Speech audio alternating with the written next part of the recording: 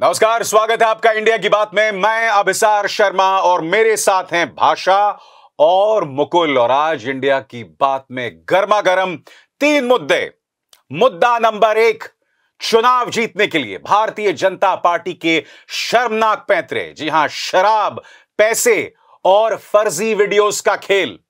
मुद्दा नंबर 2, महाराष्ट्र और झारखंड के चुनावों के नतीजे। एग्जिट पोल्स आ गए हैं। इन चुनावों के नतीजों से राष्ट्रीय राजनीति कैसे बदलेगी, हम उसकी चर्चा करेंगे। और मुद्दा नंबर 3 जिसकी हम चर्चा करने जा रहे हैं वो है दिल्ली और आसपास के इलाकों में दम घोंटू जहरीली हवा। और सिर्फ दिल्ली एनसीआर नहीं, देश में कई हिस्सों में इस वक्त स्मॉग की वजह से जो जहर है इस वक्त फिजा में, उसके क्या मायने हैं, सरकार सो क्यों रही है। मगर शुरुआत हम करना चाहेंगे भारतीय जनता पार्टी का जो चुनाव प्रचार रहा है। दोस्तों, जैसे कि आप जानते हैं, वोटिंग खत्म हो गई है, मगर हमने पिछले कुछ दिनों में देखा कि पैसे शराब का जो खेल सामने उभर कर आया। भाजपा के जो मुख्यमंत्री पद के दावेदार हैं विनोद तावड़े पैसे के साथ पकड़े जाते हैं। शराब खुलेआम देवेंद्र फडणवीस के जो करीबी हैं उनके खेत से मिलती है। 2 करोड़ रुपए शिंदे सेना के एक नेता के घर से मिलता है। और फिर हमने उत्तर प्रदेश के 9 सीटों के उपचुनाव में देखा पुलिस जिस तरह से लोगों को रोक रही थी, धज्जियां उड़ाई जा रही थीं चुनाव आयोग के दिशा निर्देशों की। और चुनाव आयोग, आप जानते हैं, भारतीय जनता पार्टी के प्रति किस कदर नतमस्तक है। क्या है इस मुद्दे का पंच, बताएंगी भाषा। अभिसार, एक बात बिल्कुल साफ है कि जो कॉकटेल तैयार किया है चुनाव जीतने के लिए भारतीय जनता पार्टी ने, वह दरअसल लोकतंत्र के लिए सबसे ज्यादा खतरनाक है, क्योंकि यहां पर उसने नफरत में मिलाया है पैसा और शराब, और साथ ही साथ सारी एजेंसीज को जिस तरह से उतारा है, सीबीआई और ईडी को, उससे लगता है कि चुनाव जीतने के लिए वह लगातार कितना नीचे गिर सकते हैं और विपक्ष को पूरी तरह से धारहीन करने की उनकी साजिश है, जो हमारे आपके लिए खतरनाक है। अभिसार, क्या है इस पे आपका पंच? इस मुद्दे पर मेरा पंच यह है कि हम साफ तौर पर देख रहे हैं कि भारतीय जनता पार्टी चुनाव आयोग के दिशा निर्देशों की धज्जियां उड़ा रही है। शराब पैसे का खेल दिख रहा है, कैमरे पर है, मगर समानांतर तौर पर हो क्या रहा है, विपक्ष के खिलाफ झूठे और फर्जी वीडियोस अब आने शुरू हो गए हैं। यानी आने वाले वक्त में इसका इस्तेमाल बखूबी होने वाला है। क्यों? क्योंकि जांच एजेंसीज नाकारा हैं, मीडिया नतमस्तक है, हालात बद से बदतर ही होने वाले हैं। मुकुल, क्या है इस मुद्दे का पंच? मेरा मानना है अभिसार कि यूपी का जो उदाहरण है, यूपी का जो मॉडल है वो रामपुर मॉडल है, और ये एक देश एक चुनाव की रिहर्सल मैं मानता हूं इसे। अगर यही सब चला तो फिर आगे जो है लोकतंत्र और चुनाव का कोई मायने नहीं रह जाएगा। कमाल है भाषा। आप देखिए, उत्तर प्रदेश में अखिलेश यादव ने अगर बवाल ना किया होता तो ये लोग पुलिस को निलंबित नहीं करते, मगर वो उन्होंने सिर्फ सीसामऊ में किया। हमने देखा पश्चिमी उत्तर प्रदेश में तस्वीरें हैं, आप उनके आईडीज चेक कर रहे हो, आपकी जो आक्रामकता है, ठीक है, आप देख रहे हैं औरतें जा रही हैं वहां पर और आप पिस्तौल दिखा रहे हैं साहब।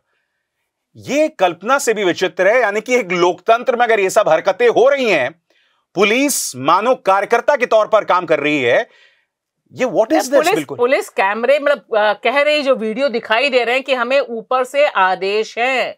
और आप देखिए कि शुरू से उत्तर प्रदेश एक टेस्ट केस इसलिए भी है क्योंकि योगी की सीट इसी पे बचेगी कि ये 9 सीटों में से वो कितनी बचा के ले जाते हैं। यहां पर पहले से वो तमाम पोलिंग ऑफिसर्स, तमाम लोगों में से मुसलमानों और यादवों को छाट छाट के पहले कर चुके हैं। सारे लोगों की जो नियुक्ति भी है वो भी जातिगत आधार पे उन्होंने की, धर्म के आधार पे की। जो और उन अधिकारियों की भूमिका दिखाई देगी 23 नवंबर को। जी, अब अगर मुकाबला करीबी होगा तो हम सब जानते हैं कि क्या होगा। तो एक तरफ ये बहुत साफ दिखाई दे रहा है कि उत्तर प्रदेश का ही मॉडल हर जगह है।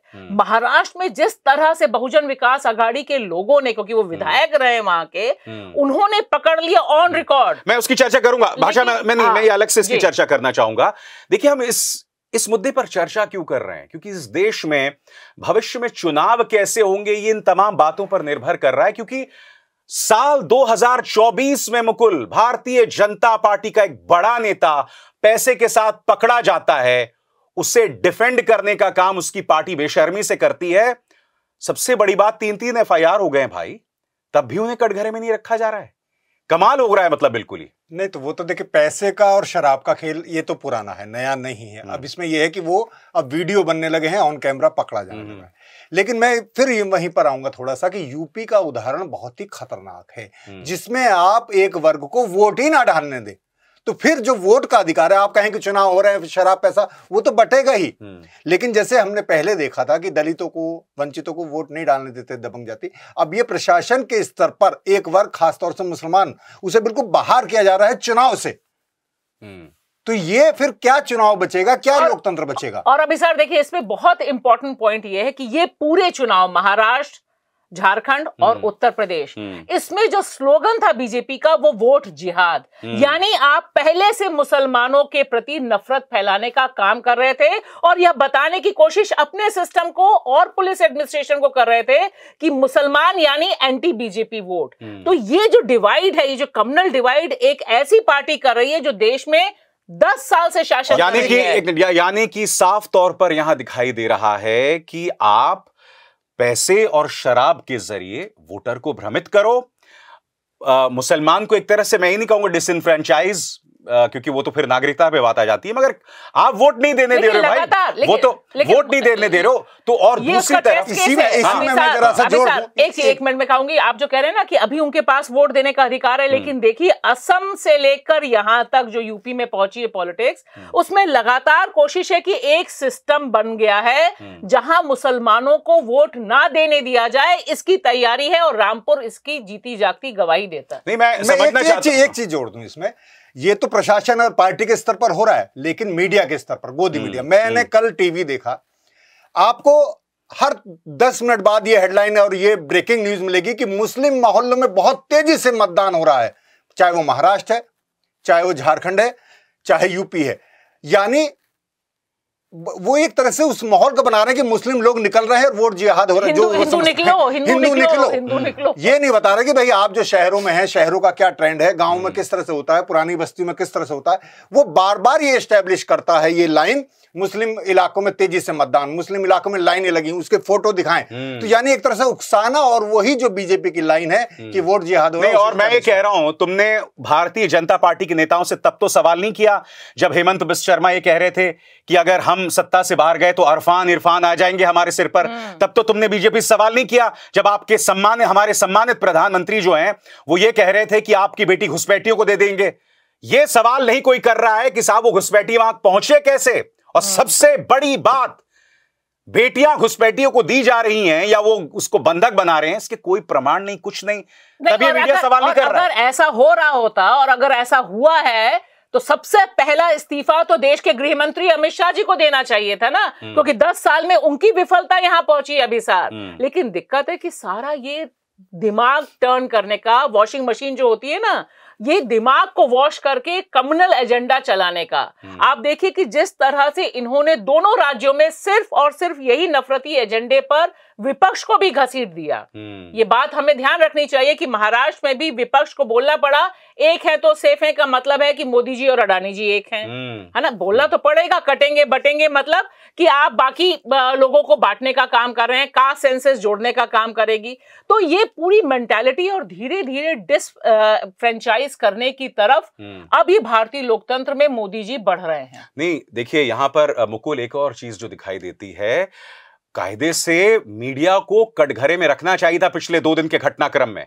जो हमने उत्तर प्रदेश में देखा, जो हमने तावड़े के साथ देखा, जो हमने शिंदे सेना के नेता के साथ देखा, जिस तरह से हमने सुमित वांगड़े के खेत से जिस तरह शराब बरामद हुई, और दिलचस्प बात यह, यहां एफआईआर दर्ज हुई हैं, लोगों को निलंबित किया गया है, यानी कि प्रथम दृष्टतः आपके आरोप दिखाई दे रहे हैं, उस पर भी कटघरे में नहीं रखा जा रहा। हमने देखा पापी की परियां जो हैं वो किस तरह की हरकतें कर रही थी, किस तरह से मीडिया के जो गुल्लू और कालू जो हैं डिफेंड कर रहे थे सरकार को। नहीं तो वो देखिए, और मैंने ये देखा कि एक पूरी टैक्टिस है। जैसी ये शराब और पैसे का कांड सामने आया, वो एक एआई जनरेटर जिसे कहा जा रहा है, बिल्कुल, वो एक केस ले आया कि वो बिटकॉइन का एक घोटाला, और उस पर कितना बड़ा है, इतना बड़ा है, उस पर पूरे शो होने लगे, यानी एक उस खबर को दबा दिया जाए। तो ये एक इस तरह से और सब जानते हैं वो पूरी तरह से एआई जेनरेटेड है भाई। बड़े नेशनल चैनल को भी चलाना पड़ा कि ये हमारा जो फैक्ट चेक है वो ये बता रहा है कि नहीं, वो बहुत दिलचस्प है। मैं आपको बताना चाहता हूं उसमें क्या हुआ। वो जो सो कॉल्ड चैनल है जिसमें वो पापा की परी, मैं नहीं भूला हूं, वो बुलडोजर पर चढ़ के जर्नलिज्म कर रही थी, मैं नहीं भूला हूं कि पूरा जो प्रोपेगेंडा है, अब आप थोड़ा सा कॉमन सेंस का इस्तेमाल करें ना भाषा, आप सुन के बता सकते हैं यार ये तो एआई जेनरेटेड है, ठीक है, मगर उसमें मैं जान रहा हूं कि पूरी तरह से प्रोपेगेंडा चल रहा है। फिर मैं क्या देखता हूं, उनके एक रिपोर्टर जो एक अरसे से काम कर रहे हैं, वो कहते हैं कि हमारी अपनी फैक्ट चेक यूनिट ने इसे एआई जेनरेटेड पाया है। मतलब आपको आपका रिपोर्टर जो है वो शर्मिंदा कर रहा है यहां पे भाषा। लेकिन क्या चल रहा है? लेकिन देखिए, मुझे लगता है, देखिए अभिसार की टूल किट आ जाता है ऊपर से और वह तय कर देता है कि इसी पर बांसुरी बजाई जाएगी, इसी पे शोज होंगे। और आप देखिए सारे के सारे टीवी चैनल्स कल जिस तरह से ईडी और ईडी कोई बताने को तैयार नहीं था कि 2018 का केस है। आज तमाम अखबार भी आप उठा के देखिए, किसी अखबार ने इसे नहीं लिखा कि एआई का संदेह है।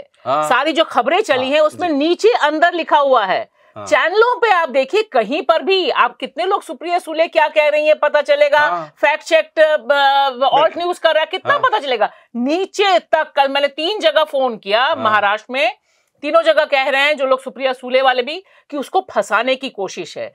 ये वो लोग थे जो एनसीपी शरद पवार के पक्ष में वोट करने वाले लोग थे। तो वहां पर भी हमारा आपका ये डिस्कशन नहीं पहुंचा कि ये एआई जनरेटेड है।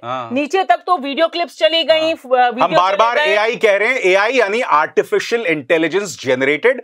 और आप जानते हैं अक्सर आप इंस्टाग्राम में प्रधानमंत्री मोदी की आवाज में गाने सुनते होंगे, वो भी एआई जनरेटेड है। मतलब प्रधानमंत्री इस पर वैसे इंटरनेशनल लेवल पर बहुत चिंता जता चुके हैं कि एआई बड़ा चुनौती है और इससे बड़ा मिसयूज होगा, लेकिन उन्हीं की पार्टी द्वारा ये सब किया जा रहा है, ये आरोप। लेकिन आप ये मुझे लगता है कि अभिसार ये टेस्ट केस है कि बीजेपी जीतने के लिए कितना नीचे गिर सकती है कि आप एआई जनरेटेड वो करेंगे। और जिस दिन मतदान पड़ रहा है अभिसार, उस दिन ईडी के रेड, मत भूलिए झारखंड में भी जिस दिन मतदान पड़ना था उससे एक दिन पहले, सिर्फ एक दिन पहले ईडी के रेड पड़े और यह नैरेटिव बिल्डअप किया गया कि ये घुसपैठी हैं, आधार कार्ड नकली हैं, मगर मीडिया पागल हो गया। मैं इस चर्चा को थोड़ा आगे ले जाना चाहूंगा मुकुल, ये अपने आप में बहुत खतरनाक है।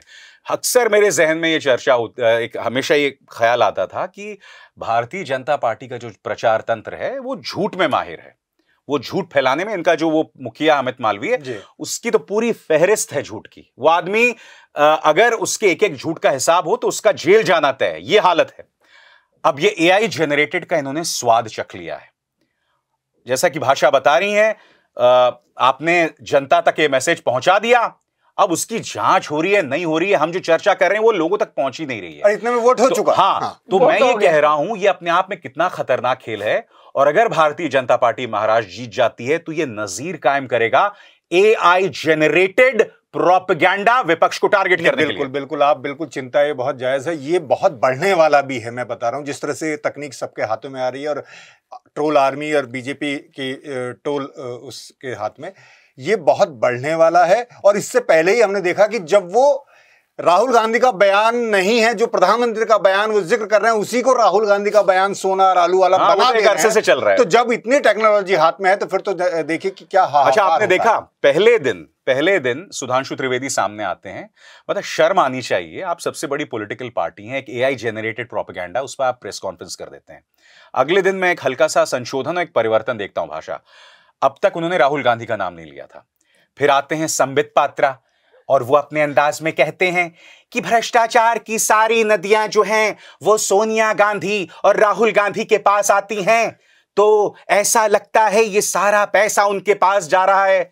जो ये उई उई पुई पुई करते हैं डिबेट्स में, यानी कि आप देख रहे हैं न सिर्फ एआई जनरेटेड प्रोपेगेंडा जो आगे इस्तेमाल होगा, मुझे ऐसा लग रहा है आने वाले दिनों में Rahul Gandhi will be the target of this AI generated propaganda. 100%। और मुझे लगता है जब तक हम बात कर रहे हैं हो सकता है कि बड़े पैमाने पे तैयारी भी हो गई हो और 1-2 दिन में उस तरह के वीडियोस और उस तरह के वॉइस रिकॉर्डिंग नीचे तक पहुंच रही हूं। दूसरी बहुत इंपॉर्टेंट बात है जिसका आप जिक्र कर रहे हैं अभिसार, ये देखिए कि ये लोग जब बात करते हैं, विचार की बात करते हैं, तब सनातन सनातन बात करते हैं, ठीक है। पुराना जमाना सबसे अच्छा था, लेकिन तकनीक के मामले में और तकनीक का जो भ्रष्ट इस्तेमाल है, इसमें जिस तरह से भारतीय जनता पार्टी का पूरा नेटवर्क काम करता है, सबसे ज्यादा दुरुपयोग व्हाट्सएप यूनिवर्सिटीज का किसने किया? इन्होंने अरे किया। भाई, उनकी राजनीति, नफरत फैलाने के लिए लेटेस्ट टेक्नोलॉजी, मैं कहती हूं लेटेस्ट टेक्नोलॉजी, वहां पर ये पुराने जमाने वाली बातें नहीं करते। भाषा, भारतीय जनता पार्टी की राजनीति व्हाट्सएप यूनिवर्सिटी पर चलती है। और मैं फिर कहना चाहता हूं, हमारे कई दर्शक मुझसे जब कहते हैं कि आप बीजेपी की क्यों आलोचना करते हैं, सबसे बड़ी बात फिर मैं दोहराना चाहूंगा, क्या मैं चाहता हूं कि मेरे इस देश की सबसे बड़ी पॉलिटिकल पार्टी वो झूठ का इस्तेमाल करे, एआई जेनरेटेड प्रोपेगेंडा का इस्तेमाल करते हैं? आपको अंदाजा है ये कितना खतरनाक है? ये तो क्योंकि भारतीय जनता पार्टी जो है, अगर वो झूठ भी बोलती है तो उसमें फिनेस नहीं होता है, उसमें आप टेक्नोलॉजी का इस्तेमाल कर रहे हैं, आप कोई भी सुन रहा है वो समझ आ रहा है यार ये बकवास है, ये एआई जनरेटेड है, उसमें भी फिनेस नहीं है। तो ये अपने आप में बहुत खतरनाक है। मैं बता रहा हूं कि क्योंकि आपने देखा कि एक एक वीडियो ने ही दंगे कराए हैं इस देश बिल्कुल में। इस तरह की चीजें आएंगी तो नीचे तक जो लोग पहुंचते हैं, मैं चाहे सब्जी वाला है, पान वाला, बात कीजिए कि आपने ये न्यूज कहां सुनी, वो यूट्यूब अब टेलीविजन तो कम देखते हैं, यूट्यूब पे जो क्लिप आती है वो उन्हें नहीं पता कि ये एआई जनरेट है या कैसे है, वो उसे सच मान लेंगे और ये इस देश के लिए, इस लोकतंत्र के लिए बहुत खतरनाक होगा। और अब हम चर्चा करने वाले हैं अपने दूसरे मुद्दे की, महाराष्ट्र और झारखंड के चुनावी नतीजे। एग्जिट पोल्स आ गए हैं, अधिकतर एग्जिट पोल्स जो हैं वो भाजपा गठबंधन को जीत बता रहे हैं। हालांकि एक्सिस है जो हाल में लोकसभा चुनाव में बहुत शर्मिंदा हुआ था, वो झारखंड में इंडिया गठबंधन को जीत बता रहा है। हम ये चर्चा करने जा रहे हैं कि नतीजे जो भी आए, राष्ट्रीय राजनीति पर इसका क्या असर पड़ने वाला है। क्योंकि देखिए, अगर दोनों राज्यों में भाजपा जीत जाती है, और अभी अभी हमने पूरी चर्चा की, एआई जनरेटेड प्रोपेगेंडा, पैसा शराब का इस्तेमाल, नफरत जिस पर प्रधानमंत्री खुलकर सामने आकर खेल रहे थे, तो सोचिए अगर बीजेपी इन दोनों राज्यों में जीत जाती है तो ये कितना बढ़ने वाला है। क्या इस मुद्दे का पंच बताएंगे मुकुल? हाँ, मेरा ये कहना है कि अगर ये बीजेपी का कार्ड चल जाता है तो पूरे देश में नफरत की बहार आनी है, घुसपैठिया, मुसलमान, यही सब कटोगे बटोगे, यही सब चलना है। और अगर विपक्ष या कांग्रेस प्लस जितने भी गठबंधन वो जीतते हैं तो एक उम्मीद बाकी रहेगी। भाषा, क्या इस मुद्दे का पंच? देखिए, मेरा मानना साफ है कि अगर विपक्ष जीतता है तो उससे यह लगेगा कि लोकतंत्र में अभी सांस लेने की जगह बची हुई और जनता के जो मुद्दे हैं उन पर वोट पड़ रहा है। और अगर जीतता नहीं है, यानी अगर मोदी जी का जो नफरती प्रचार जिंदाबाद रहता है इसमें, तो उसका मतलब है कि आने वाले दिन भारतीय लोकतंत्र के लिए और मुश्किल होंगे। और जितने पेंडिंग बिल्स हैं, चाहे वो एक देश और एक चुनाव की बात हो या फिर बाकी तमाम वक्फ बोर्ड संबंधित, सब पर मुहर लगेगी और आने वाला दिन खतरनाक होगा। अभिसार, क्या है इस पे आपका पंच? इस मुद्दे पर मेरा पंच यह है कि अगर इंडिया गठबंधन को दोनों राज्यों में जीत मिल जाती है तो आने वाले दिनों में विपक्ष को भाजपा से मुकाबला करने का, जिसे कहते हैं ना, एक फॉर्मेट मिल जाएगा और इसमें राहुल गांधी केंद्र में होंगे, नंबर एक। मगर दूसरी तरफ अगर भाजपा जीत जाती है तो भाजपा ये समझ जाएगी कि झूठ, नफरत, एआई जेनरेटेड प्रोपेगेंडा उसे जितला सकते हैं और उसमें और तेजी लाने वाली है जिसकी आप और हम कल्पना भी नहीं कर सकते हैं। तो सभी तमाम लोग बात कर रहे हैं। मैं एक बहुत ही त्वरित आप दोनों से महाराष्ट्र, झारखंड, एक एक लाइन में आप बताइए। मैं हालांकि खुद भविष्यवाणी कभी नहीं करता हूं, मगर आपसे मैं वो बहादुरी करने की उम्मीद कर रहा हूं। सबसे पहले मुकुल आप बताएं, जोखिम आप देखिए कोई नहीं हाँ, लेता। महाराष्ट्र, झारखंड में आपके हिसाब से कौन आगे दिख रहा है? हाँ, पर मुझे जो लग रहा है दोनों जगह वहां महाविकास आघाड़ी और यहाँ जेएमएम और कांग्रेस। ठीक है, आप बताइए भाषा, दोनों राज्यों में कौन आगे दिख रहा है? देखिए, आगे तो वही दिख रहे हैं जो मुकुल बता रहे हैं, लेकिन मुझे लगता है कि अडानी जी जो मांगते हैं वह मोदी जी दिलवा देते हैं। तो दोनों राज्यों पे अडानी जी की बहुत मेहरबानी है और बहुत मुश्किल होगा उस मेहरबानी पर जनादेश का हावी होना। अभी सारा आप बता ही दीजिए। नहीं, देखिए, मैं कभी बताता नहीं हूं और मैंने आप दोनों को फंसा दिया, आप दोनों ने कह दिया। हालांकि भाषा ने बहुत क्लियरली बोला नहीं है, मगर हम बात करते हैं इस जनादेश के मायने क्या होंगे। सबसे पहले हम बात करेंगे कि अगर विपक्ष को जीत मिल जाती है, तो सबसे पहले भाषा, अगर विपक्ष को जीत मिल जाती है, इंडिया गठबंधन दोनों जगह दस्तक दे देता है। देखिए, मेरे ख्याल से फोकस होगा महाराष्ट्र, क्योंकि महाराष्ट्र कमर्शियल सेंटर है, महाराष्ट्र के इर्द गिर्द राजनीति भी होती है और महाराष्ट्र से जुड़ी है कई लोगों की का भविष्य। क्षेत्रीय क्षत्रप जितने भी हैं, चाहे उद्धव हों, चाहे आपके शरद पवार हों, अजीत पवार हों, या फिर एकनाथ शिंदे, महाराष्ट्र अगर इंडिया गठबंधन के पाले में आता है तो क्या वो आने वाले सभी राज्यों की दिशा तय कर देगा? देखिए, वो एक बहुत निर्णायक क्षण होगा अगर महाविकास अघाड़ी यानी कांग्रेस नेतृत्व वाला गठबंधन जीतता है। उससे दो चीजें होंगी, महाराष्ट्र का जो गौरव है और महाराष्ट्र में जो क्षेत्रीय पुट है, जो वहां की पॉलिटिक्स का क्षेत्रीय पुट है, जिसका एक बहुत बड़ा चेहरा शरद पवार और उद्धव ठाकरे हैं, उनके लिए स्पेस मिलेगा। वो बताएंगे कि हाँ, हम राजनीति में डिसाइसिव फोर्स हैं।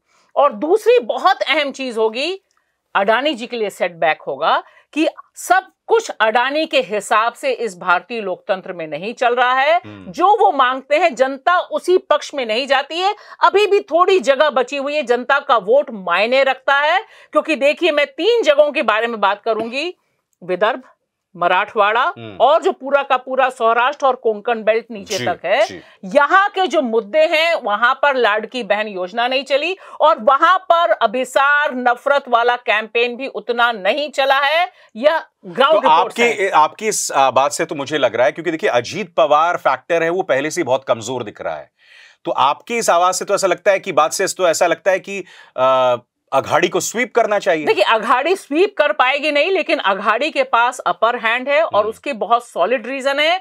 अजीत पवार लास्ट चुनाव लड़ रहे हैं ये, क्योंकि दोनों तरफ से लोग चाहते हैं कि वो खत्म हो जाएं। एकनाथ शिंदे और देवेंद्र फडणवीस इन चुनाव में यह श्योर करना चाहते हैं कि अजीत पवार ना जीते। यानी कि एक बहुत बड़ी बात है, महायुति की जो ट्राइसाइकिल है वो 2 पहियों पर चल रही है महाराष्ट्र में। मगर मैं झारखंड की आपसे चर्चा करना चाहता हूं। झारखंड में अगर हेमंत सोरेन जीत जाते हैं, क्योंकि हमें ये नहीं भूलना चाहिए, सबसे ज्यादा जहरीला प्रचार मुकुल झारखंड में हुआ था, आपकी बेटी वहां दे देंगे, और किसे जिम्मे दिया गया था? हेमंत बिस्व शर्मा को। कहने को एक मुख्यमंत्री, मगर यह व्यक्ति जो संविधान की धज्जियां उड़ाते रहता है। और इस नफरत के बावजूद, जिसकी शुरुआत हेमंत बिस्व शर्मा ने किया, मगर उसे परवान पर प्रधानमंत्री नरेंद्र मोदी ने चढ़ाया। अगर वहां पर हेमंत बिस्व शर्मा महज अपनी नीतियों की वजह से जीत जाते हैं, तो क्या आपको लगता है भाजपा की नफरती राजनीति पर यह एक करारा प्रहार होगा? नहीं, हाँ, वो तो हेमंत सोरेन अगर जीतते हैं, और जिसकी एक भाई हम ये ऐसे कोई भविष्यवाणी नहीं कर रहे, लेकिन जो रिपोर्ट आ रही हैं, जो खबरें आई, जिस तरह से उनका अभियान, जिस तरह से हताशा दिखी बीजेपी की, जिस तरह से वो जिस निचले स्तर पर पहुंची है चुनाव प्रचार में, उससे लग रहा है कि हेमंत सोरेन को बढ़त मिली है, सहानुभूति भी मिली है, आदिवासी पहचान के साथ भी वो हैं। तो ये सारी चीजें हैं। चंपई सोरेन बहुत नहीं चल पाए, ये भी एक बात है।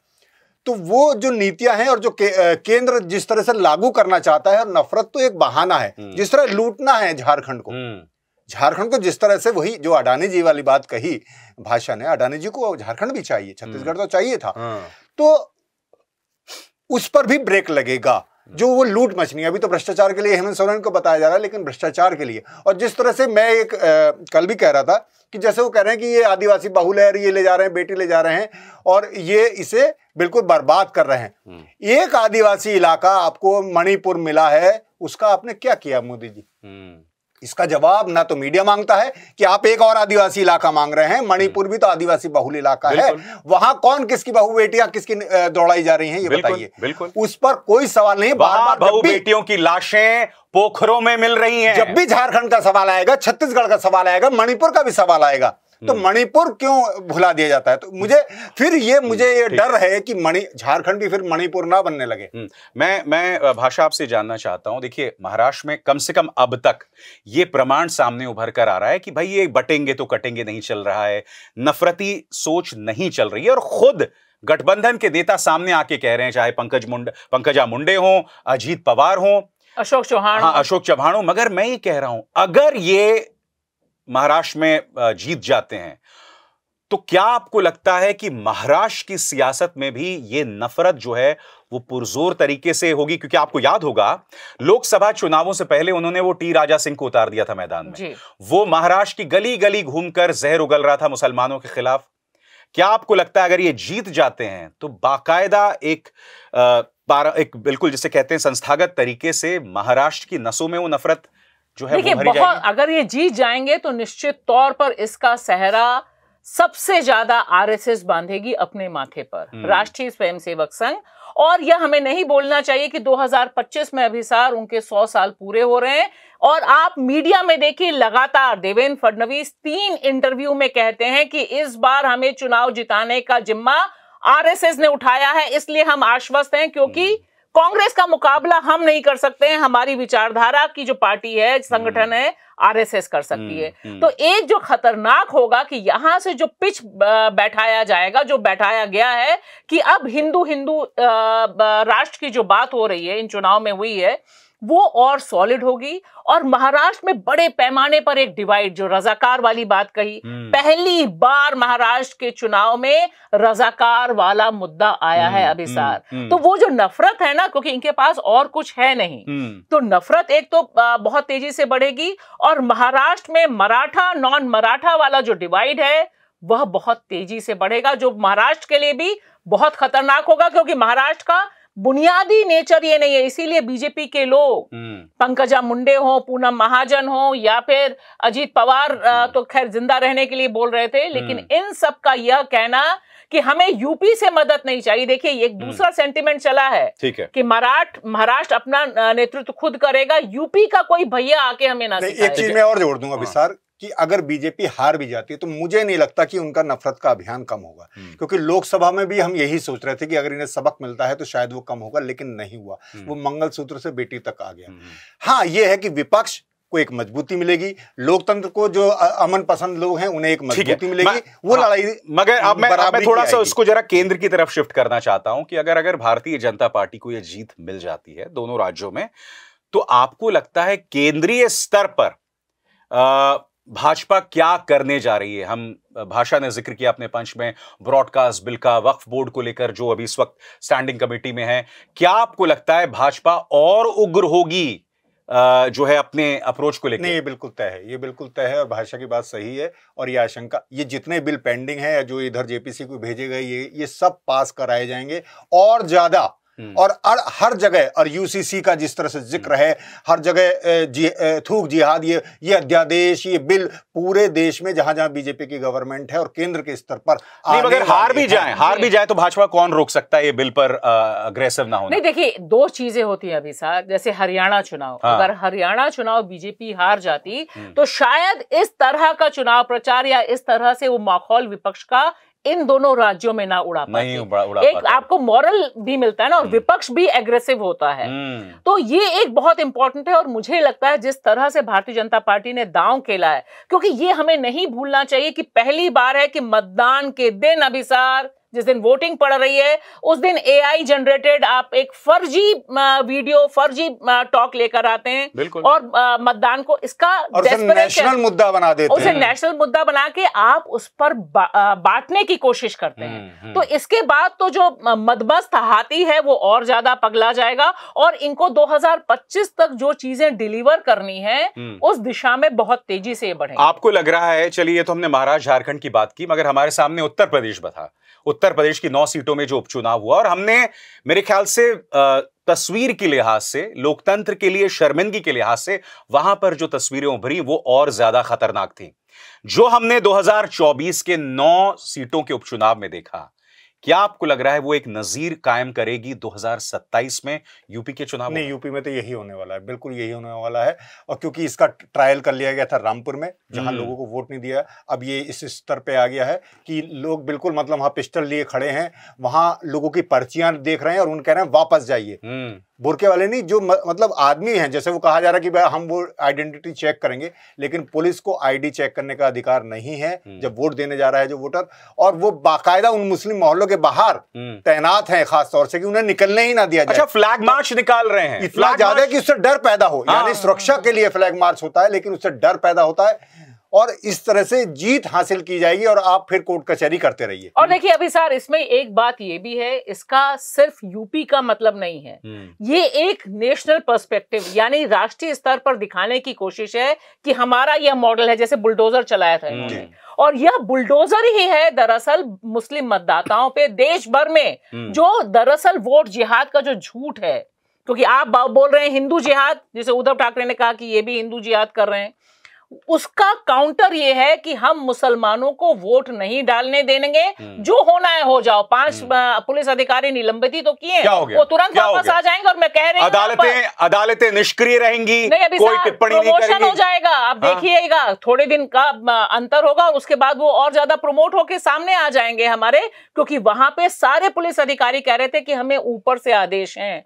तो ये एक बहुत खतरनाक नजीर, खतरनाक एग्जाम्पल है, जहां वो बता रहे हैं कि तुम हमें वोट नहीं दोगे, हम तुम्हें वोट डालने नहीं देंगे। और ये गुजरात में पहले कर चुके हैं, मैंने सूरत में खुद अपनी आंखों से देखा है। वे उन लोगों को पैसे देते हैं जिन्होंने उंगली में निशान नहीं लगाया, क्योंकि उनके हिसाब से ये लोग बीजेपी को वोट नहीं देने वाले हैं। चलिए, अब हम रुक करना चाहेंगे तीसरे बड़े मुद्दे का। कायदे से इस मुद्दे से मैं शुरुआत करना चाहता था। दिल्ली में दम घोटू जहर। आप जानते हैं दोस्तों, AQI जो है, एयर क्वालिटी इंडेक्स 2000 तक पहुंच रहा है। अमेरिकन एम्बेसी, वहां पर करीब 1500 AQI था। मगर मैं आपसे एक सवाल पूछना चाहता हूं, आप जानते हैं देश के पर्यावरण मंत्री कौन है? नाम उनका भूपेंद्र यादव है। मगर आप जानते हैं, बड़े से बड़े पर्यावरण को लेकर सम्मेलन होते हैं, उनकी एक टिप्पणी नहीं आती है। दिल्ली के जो पर्यावरण मंत्री हैं गोपाल राय, वो आज से नहीं, एक अरसे से कह रहे हैं कि सभी जो स्टेक होल्डर्स हैं उन्हें बुलाइए, बैठक कीजिए। जब प्रकाश जावड़ेकर पर्यावरण मंत्री थे तब भी कहा जा रहा था बैठक कीजिए, मगर इस सरकार को परवाह नहीं है। इसका मतलब यह नहीं कि अरविंद केजरीवाल का कोई दोष नहीं है। क्या इस मुद्दे का पंच बताएंगे मुकुल? हाँ, मेरा कहना यही है कि दिल्ली के हालात वाकई खराब हैं, लेकिन सिर्फ दिल्ली की बात क्यों, देश के करीब करीब 24 राज्यों के 100 से ज्यादा शहर प्रदूषित हैं और बहुत भयंकर तौर पर प्रदूषित हैं। तो उनकी बात क्यों नहीं होती? जिम्मेदारी कौन लेगा? यानी सब लोगों को केंद्र के स्तर पर और सब मुख्यमंत्री को बैठना चाहिए, ना कि केवल दिल्ली के मुख्यमंत्री को। भाषा, क्या है इस मुद्दे का पंच? मेरा साफ मानना है कि बीजेपी को सूट करता है दिल्ली में प्रदूषण। यह उसके लिए पॉलिटिकल गेम है, क्योंकि इस बहाने वो सारा का सारा ठीकरा फोड़ देती है आम आदमी पार्टी की सरकार पे। ना वो बैठक करती है, क्योंकि यहां पर जो राज्य सरकार है उसके रिसोर्सेज हैं वो सारे के सारे केंद्र पर डिपेंडेंट हैं। और यह नरेशन बहुत अच्छा है कि कुछ हम करेंगे नहीं, इसी तरह से चीजों को बर्बाद होने देंगे और इसी पर सवार होकर हम दिल्ली की सरकार बना लेंगे। अभिसार, क्या है इस पे आपका पंच? इस मुद्दे पर मेरा पंच यह है कि सभी स्टेक होल्डर्स को एक मंच पर बिठाने का काम केंद्र सरकार का है। कहां है पर्यावरण मंत्री? उनका काम सिर्फ मोदी भक्ति करना है। आप उनके सोशल मीडिया हैंडल्स पर जाइए, वो सिर्फ प्रधानमंत्री नरेंद्र मोदी के स्पीचेस को रीट्वीट करने का काम करते हैं। क्लाइमेट चेंज पर बैठकें होती हैं, एक शब्द नहीं। लगातार उनसे कहा जा रहा है कि भाई आप सूत्रधार बने, बातचीत करें, कुछ नहीं किया जा रहा है। तो जैसे मैंने कहा, भाषा, where is the environment minister? भाई पर्यावरण मंत्री का एक काम है, दम घुट रहा है, वो दिख रहा है। हम ये हालात जो हैं वो अप्रत्याशित हैं, बिल्कुल। मगर अब भी, बाय द वे, बैठक की अपील 24 अगस्त को गोपाल राय ने की थी, जवाब ही नहीं, कहा आपका लेटर ही नहीं आया। अरे चलिए, लेटर नहीं आया मगर आपको खबर तो पहुंच गई।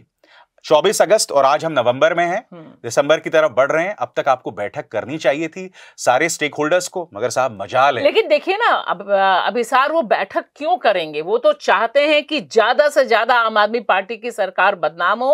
और यहां पर सबसे इंपॉर्टेंट बात है जो मुझे बहुत परेशानी है जिस बात से, कि सुप्रीम कोर्ट जब इंटरवीन कर रहा है तो कम से कम वह केंद्र सरकार की अकाउंटेबिलिटी तो पूछे कि भाई तुम क्या कर रहे हो, तुम्हारे पास सारा का सारा एडमिनिस्ट्रेशन है, क्योंकि एक राज्य का मामला नहीं है, इसमें कई राज्य जुड़े हुए हैं। और बाकी तमाम राज्यों में, भाई आप यूपी को लेकर भी हड़काओ ना, आप बाकी राज्यों को लेकर भी हड़काओ ना। आप सिर्फ और सिर्फ ऐसा, तो मुझे कई बार डर लगता है कि मिलॉर्ड चूंकि दिल्ली में बैठते हैं इसलिए सिर्फ उन्हें दिल्ली की चिंता है, उन्हें नोएडा, गाजियाबाद, बाकी उत्तर प्रदेश के इलाके। और यह सिर्फ एक राज्य का मामला नहीं है अभिसार, जो पोल्यूशन है, इस पर एक केंद्रीय नीति होनी चाहिए। लेकिन जो आपने कहा ना, इस समय हो रही है COP29 क्लाइमेट चेंज पर सबसे बड़ा इंटरवेंशन जो अंतर्राष्ट्रीय स्तर पर होता है। लेकिन देखिए हमारे भूपेंद्र यादव जी एक जो मजाल है कि ट्वीट कर दें, और हमारा जो मीडिया है एक बार जाके बाइट ही ले आए ना, ANI जाता है सुबह सुबह टूल किट के हिसाब से, तो पूछना चाहिए उनसे कि पर्यावरण मंत्री जी आप क्या कर रहे हैं, क्या आप बारिश करवाने की सोच रहे हैं? हमारे पास टेक्नोलॉजी की तो कमी नहीं है ना, तो वो टेक्नोलॉजी आखिरकार यूज क्यों नहीं की जा रही है? आप ये भूल रही हैं कि हमारे जो पर्यावरण मंत्री हैं वो उस सोच से निकले हैं जहां ये कहा गया था कि भाई पर्यावरण नहीं बदल रहा है, क्लाइमेट नहीं बदल रहा है, हम बदल रहे हैं। ठीक है, ये वो सोच है। तो मगर हकीकत ये भी है कि क्या अरविंद केजरीवाल भी इससे अपनी जिम्मेदारी से बच सकते हैं? जब पंजाब में सरकार नहीं थी तो कहे थे कि देखिए हम पंजाब में सरकार आएगी तो हम ये से वो कर देंगे। अब देखिए, अब बहाने तो कटघरे में राज्य सरकार भी तो है, हम केंद्र सरकार की जिम्मेदारी से नहीं बच सकते हैं। मगर आपने पंजाब में क्या किया पराली को लेकर? ये बिल्कुल ठीक आप कह रहे हैं कि अरविंद केजरीवाल या आतिशी मुख्यमंत्री हैं, ये अपनी जिम्मेदारी से नहीं बच सकते और इन्हें जिम्मेदारी लेनी चाहिए। लेकिन वो उसी पॉलिटिक्स को सीख गए हैं जो बीजेपी की पॉलिटिक्स। मैं बिल्कुल बता रहा हूं, तू डाल डाल में पात पात वाला मामला चल रहा है, कोई इससे बरी नहीं किया जा सकता। पर आपने जैसे कहा कि बैठक की बात, मैं दावे से कह सकता हूं, जो दर्शक देख भी रहे हैं वो खुद अपने आप से पूछ लें, अगर आपने नाम ना बताया हो कि पर्यावरण मंत्री हैं कौन, उन्हें नहीं पता होगा। फिर आपने जैसे हमने अभी देखा सीवर में जब मौत हुई, वो ओवरफ्लो हुआ, कोचिंग के बच्चे मारे गए, तो ये हुआ कि सीवर साहब, उसमें भी सौरभ भारद्वाज के वीडियो आए कि किस तरह वो बैठक कर रहे हैं, किस तरह काम करना चाह रहे हैं। यहाँ ये भी तो है ना, वैसे तो आपने सारे अधिकार ले लिए, लेकिन बस जो बदनामी की चीजें हैं वो आपने सौंप दी। बिल्कुल, हर गुनाह का ठीकरा उनके सिर पे फोड़ा जाएगा, मगर सारे अधिकार ले जाएंगे। और एक मिनट भाषा, और वो जो LG जिनसे आपने थोपा है दिल्ली के सिर पर, उसकी कोई जिम्मेदारी नहीं। हजारों पेड़ LG ने कटवा दिए, जो ऑक्सीजन है, जो लंग्स है इस दिल्ली और की। तर्क क्या दिया? मुझे पता नहीं था जी कि मुझे परमिशन लेनी, नहीं पता था तो इस्तीफा दे देते भाई जब पता चला। और कोर्ट ने भी कोई जिम्मेदारी नहीं की। मैं कह रही हूं कि अगर इतने पेड़ होते, देखिए दिल्ली की हालत 2 वजहों से खराब है जिसपे चर्चा नहीं है। सेंट्रल विस्ता 10,000 से अधिक पेड़ कटे हैं, और जो रिज में पेड़ काटे गए LG जी की मेहरबानी से, तो एक जगह मोदी जी ने पेड़ कटवाए और एक जगह LG जी ने पेड़ कटवाए, और दोनों ही लोग मीटिंग करेंगे नहीं, साथ बैठेंगे नहीं, तो रणनीति बनेगी कहां से? वे चाहते हैं कि गैस चैम्बर बना रहे और इस गैस चैम्बर पर वो राजनीति करते रहे। बिल्कुल, कितना बड़ा दुर्भाग्य है इस देश की जनता का। दिल्ली जो है राजनीतिक राजधानी है, दिल्ली और NCR के आसपास के तमाम इलाके, हालत क्या है आप देख रहे हैं। हमारे बुजुर्ग जो दमे के मरीज हैं, और आप जानते हैं कोरोना के बाद इंसान की जो शारीरिक संरचना है वो पूरी तरह से बदल गई है, और फिर भी इस सरकार को परवाह नहीं है। यह अपने आप में आपराधिक है, मगर इसका जिम्मा आप पर भी है। आप जो बटेंगे तो कटेंगे पे तो वोट देंगे, मगर आपकी सांसों पर जो पहरा है, आपको सांस लेने का अधिकार नहीं है, उस पर आप सरकार को कटघरे में नहीं रखेंगे। बहुत बहुत शुक्रिया आपका मुकुल और भाषा। इंडिया की बात में बस इतना ही। अभिसार शर्मा को दीजिए इजाजत। नमस्कार।